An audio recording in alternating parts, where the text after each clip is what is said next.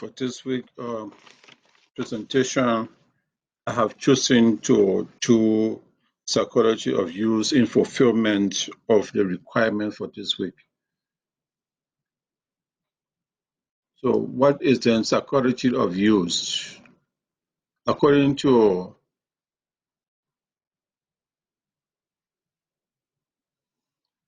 psychology of use, according to Adler, is not just what one inherited that matters, but what one does with his inheritance.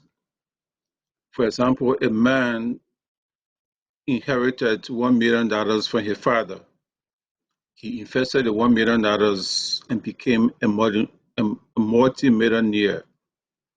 On the other hand, too, another man inherited $1 million from his father, and he used his inheritance on gambling, on womanizing, and on useless things until he lost his money.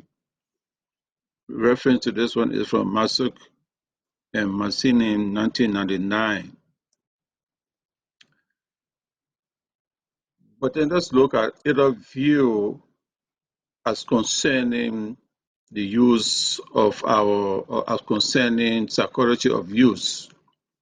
Either view was that we can only understand behavior like feeling, like thought and action in terms of the use of which the individual person actually puts that to use.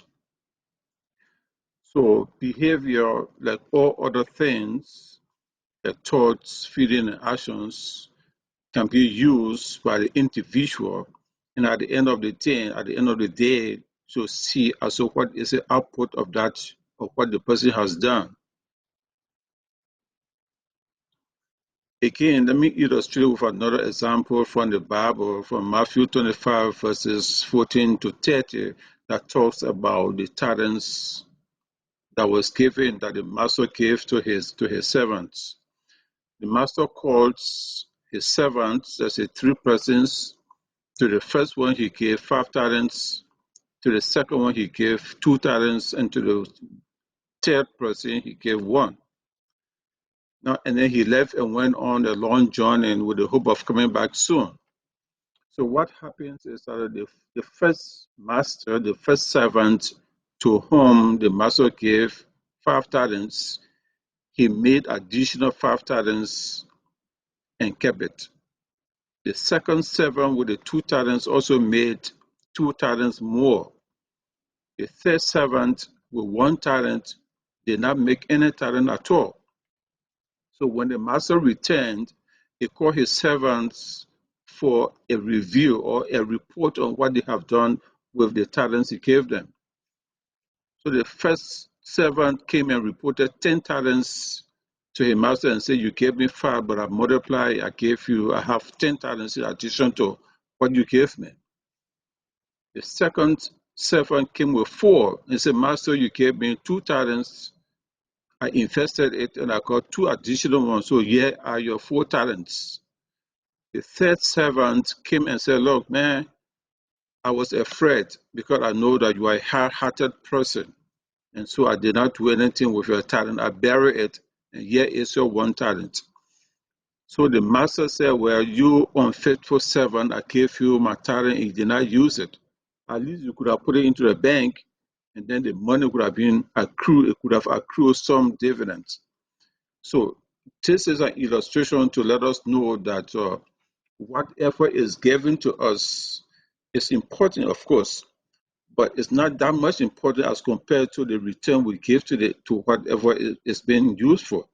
If we are given 1 talent and we do not do anything about it at all, we do not invest it, we don't put it into use, that talent becomes useless. That is also relates to the psychology of use. Whatever we have right now and whatever we do with our talents, it gives us room to be successful. It gives us room to be responsible people, and it gives us room to know exactly what we need to do with our lives. Now, the whole discussion on the use of psychology of use if we look back as to what we did last week in terms of the film from Antoine Fisher, I see Antoine Fisher as an example of the psychology of youth in that one, he was born into a family he did not know, and he did not know his family, he did not know his father or mother, he did not live with them.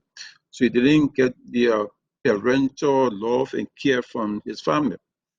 We also saw that Antoine was living with the Tate family. They beat him, they made him to sing in church. He was tied on the pole, he was threatened to be burned alive, and a whole lot of things. But when he left from the Tate family, even when he left from the Tate family, he had to sleep in the street for days and weeks. By the end of the day, he realized that, look, man, this is not where I belong. This is not what I want to do. So he actually got up, got enlisted into the Navy Academy, where he improved himself. He learned new trade, he learned Japanese, and he excelled in his profession. Again, we see definitely how he puts his talent to use, how he used what was given to him, the natural gift of decision making, natural gift of knowing that, look, man, I need to do something better for myself instead of not sitting down and see what is going to happen to me.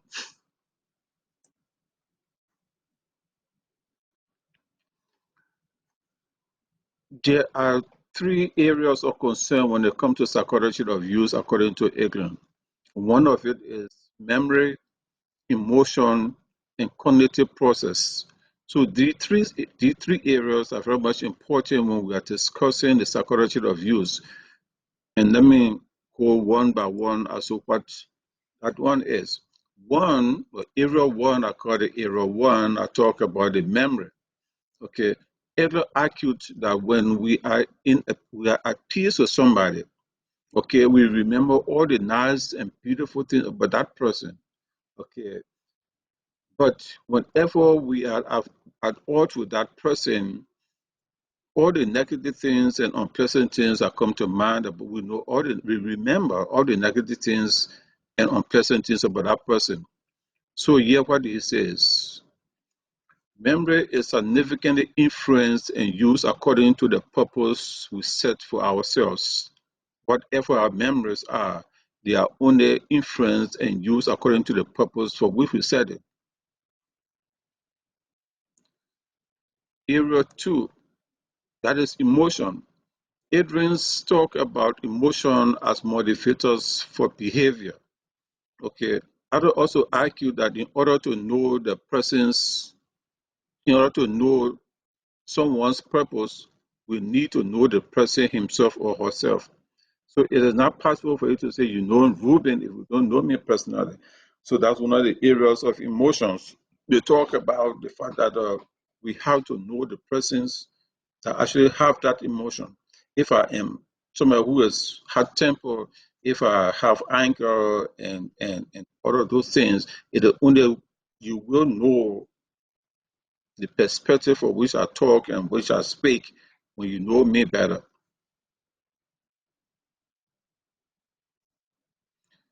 Area number three